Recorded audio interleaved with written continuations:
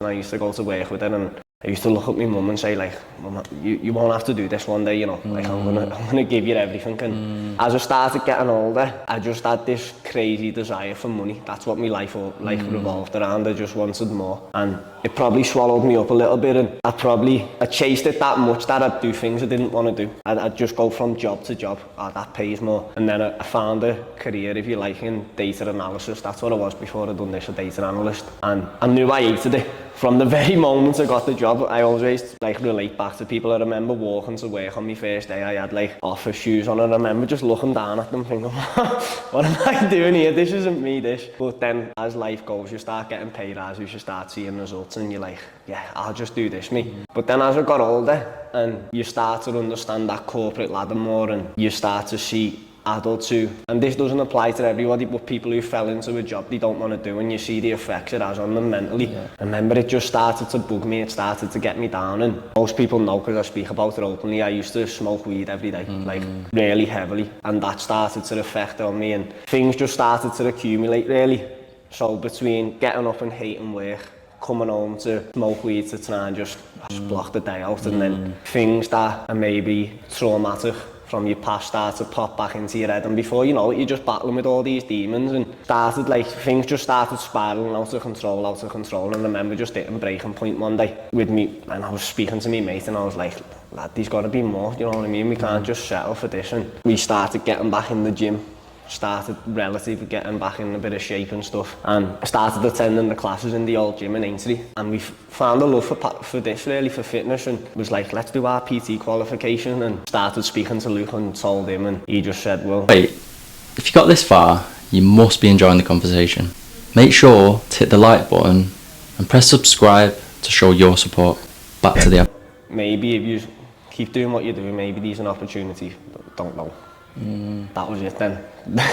I was just like, I didn't hear maybe, I just heard opportunity, and I was like, this is me. I'm going to be in that team. I'm going to be on ShredFast. And Joe, the other instructor, Joe's probably the first instructor in the team, used to just case him, just be down and say, Joe, just 1,000,001 questions. But Joe rated it because it reminded of him really. He put a word in with Luke, and long story short, things just started happening, and I'll never forget the day, to be honest, Judd. Like, I was in the changing rooms with them, we just recorded the workout, and he was like, get on this post I'm going to put up now, and just like the be all and end all of the post was like, Lee's going to be a new instructor on the team. Oh. I remember that feeling, like, couldn't believe it. Driving home, I was nearly crying, lad, because it's like, wow, like, I've actually done it, do you know what I mean? Something that I've set out to do, I've done. I was meant to be on a team meeting in my normal job that day, bailed that, lad, didn't go in. Logged on my laptop at about 11 o'clock, work started at 8 o'clock, lad, logged on at 11 o'clock, rang my manager and just went, I'm quitting me. Said, I'm done. Like, I'm going to leave at the end of February. This was in the January, this. Lad, if you ask anybody, I would have sounded like a nutter, because like, I had a house to pay for, I was providing for my partner, I had a little girl at the time, a little boy on the way, and I was just like, nah, I just backed myself, I'll go for it, quit my job, and the rest is history. I'd like to say it's starting to work out now. I love that risk taking and backing yourself in your own words. You get to know me, I'm the most impulsive person ever, and it's a good thing and a bad thing. But I'll always back myself to make stuff happen. No risk, no reward though, no, right? That's People, they want safety, but they also want entrepreneurship, or they want the highest rewards, and it's like, you can't have both. You've got to take the risk. Some people are built for safety. Like that, some people, that's what they were meant for, and it's not a bad thing. If you don't have to be the crazy risk taker, if you do like comfort, and that makes you, like, I've spoke to people and they said, I just enjoy my 9-5 because I've got structure. I know that I don't have to do anything on a weekend. I know that I'm here, and I know at the end of every month I get this much, and I'm happy with that, and all power to you. That's fantastic, because more than anything, it's not about like, well, I've achieved this, I've done that. The most important thing is happiness, lad. And if you've got that with what you're doing, don't switch it up, don't change something that's working. Keep that happiness and protect it. Like I've said before, if you can put food on the table, you can pay your bills, and you can look after your family, you're winning. You're winning, man, because some people would kill just for that. So I think in society nowadays, it's like, you should have this, you should be doing that. I'm 23 and I own 6 houses. So what, lad? Someone out there doesn't. You know what I mean? Someone out there just wants the rent paid. So don't put them down, because they're grinding just as hard as you. Might not have the same results, but don't diminish what they're doing. Yeah, it's hard to, excuse me, in this day and age as well, it's hard to be happy with what you got, which is pretty much what you just said, because of everyone else. Keeping up with the Joneses, innit? The social media, everyone's always got the best stuff and got stuff going on. How can you be happy with what you got? Yeah, lad, I just think you just have to take time to reflect, because I think what helps me is I've been rock bottom in terms of where my life has been, you know what I mean? It's like I said to you before, I used to chase money, and it weren't so much that I wanted a certain figure in the bank. It was exactly that. I wanted people to think like, yeah, he's got dough in, you know what I mean? But behind all that, lad, so this was at a time where I was smoking. I'd always have like designer t-shirts on when I was going out. I'd wear them once and be like, nah, I'm not wearing that again, I'll just buy another one. And like I'd be smoking every day. I'd always have like a spliff, if you like, and people who knew me probably thought, yeah, he's sound for doing, but really, lad, I was racking up major debt. I was maxing out credit cards and stuff like that, and rock bottom for me was when it all hit the fan, lad. Yeah. So maxed out credit cards, no money in my bank. I was working and my wages would just go, and this was probably where I found faith, lad. I'm a big believer in God, me, and I probably weren't up until this point. And I remember sitting there one day, and I was just looking at my phone. I was looking at how much I owed on my credit card.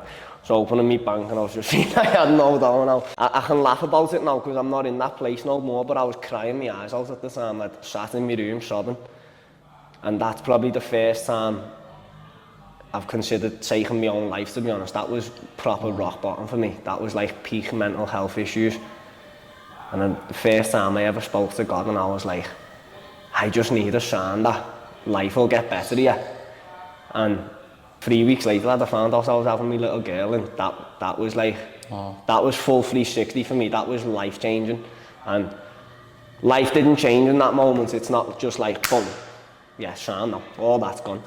I still battle with them demons every day, and that's why I do this, because it keeps it at arm's length. But through times like that, no matter how hard times get, no matter how much I feel like I should be doing more, it brings me back down to earth, knowing like you're so far away from that person who you was, you know what I mean? And I think that's something everybody could take a little bit from, no matter when you wake up and you're having one of them days where you're like, oh, I wish I had more, I wish I was doing more, I wish I had this, I wish I had that. Just take a look back to a time when you was really struggling. And one thing that helps me is writing stuff like that down. Writing about them times, because you can go back on it. I've got notepads in ours that go back years and years and years, and sometimes I'll open them and I'll be like, you know what, you're doing all right. I'm smiling because you remind me of me in a way, because we were talking about faith there, and never ever been religious, and I wouldn't say I'm religious now, but through in my difficult moments, like you say, at your rock bottom, like all you can do is trust it gets better. Yeah. All you can do is, like, I used to journal a lot, and especially when things were going good and bad, because I could look back and go, right, what was I doing when things were going good, and try and almost replicate that. Something you mentioned as well is twice you've said, like, I knew I was going to be a ShredFast instructor, and I knew that opportunity was mine. So almost like manifestation. Do you believe in anything like that, or do you think it was just I was determined, I put the work in, and God opened the doors for me?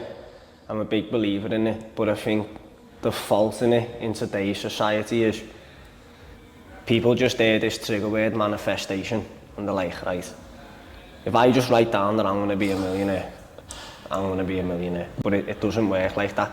You write down what you want, but the energy that you put into what you want to do, you also have to put the same energy and working towards what you want to do. It can't just be like I knew I was going to be an instructor because I knew what I was willing to do to get there. I'll keep showing up, I'll keep marveling people, I'll keep kicking at the door, and eventually someone's going to open it. You know what I mean? And it's the same with anything now. What I want, I'll get. I will get it. And if you speak to my partner, she'll tell you. You speak to anyone you know, what about Lee? He'll get what he wants. And it might take me 6 years. I don't care, because I'm going to get it. And Luke if you speak to him, he'll recall a conversation that I had with him very early on. Because I quit my job, like I said, and that I weren't good at saving. I didn't have a pot to piss in really. And he was like, "What are you gonna do?" And I was like, "Don't care. But I'm like, it's gonna work out. So I'm just gonna keep showing up. That no matter how long it takes, I won't fail at this." You know what I mean? And I think it's important to hold on to that, no matter how hard times get, because referring back to God, like, you might ask him for something, but it's not just going to be like, "Yeah, there you go, have that." You want it to work out, and he's going to test it along the way. Thank you for tuning in. If you enjoyed that clip, click here to get the full episode, and don't forget to subscribe.